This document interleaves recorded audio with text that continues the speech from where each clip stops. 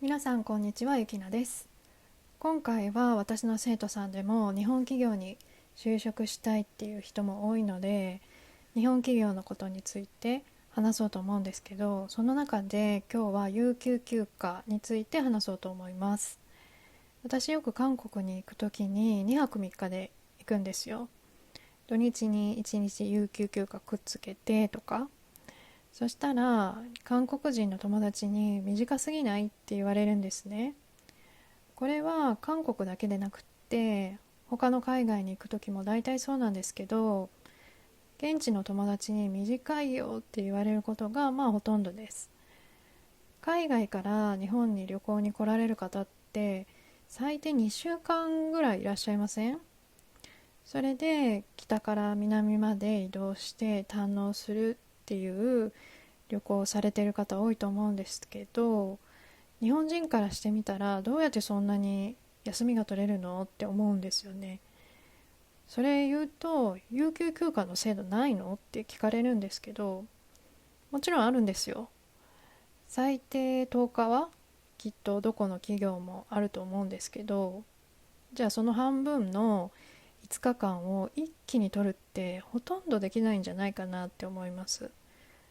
風邪ひいたとか病気とかはまた別の話なんですけど、でもこれ言うと、そんなルールあるの？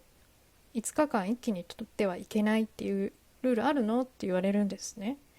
でも確かに一気に取ってはいけませんって就業規則に載ってるかって言われたらそんなことなくて、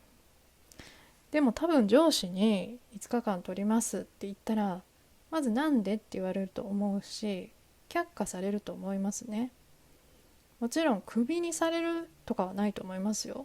それこそそんなルールどこにありますかってこっちも言えるから。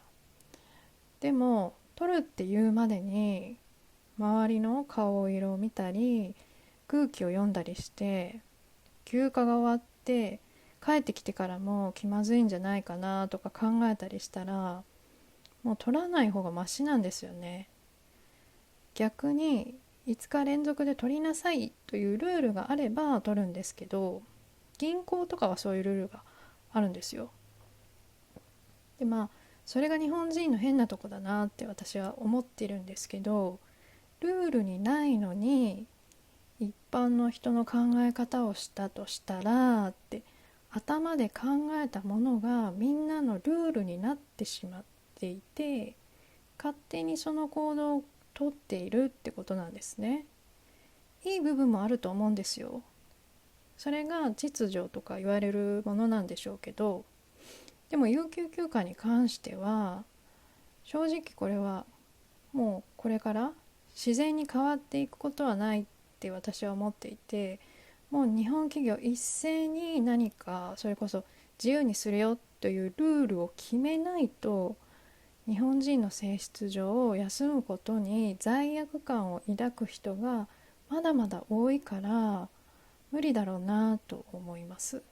なので皆さん日本人の友達に自分の国に遊びにおいでよって言って休みが取れたら行くねとか言っている日本人を不思議に思っている方がいらっしゃるかと思うんですけど、決して行くのが嫌で言い訳しているわけではなくて、本当に休みが取れないんだよっていうことをちょっとお伝えしたいですね。それでは今回は日本の有給休暇についてというか、日本人はルールにないルールを勝手に守っているという話でした。次回もまたお聞きください。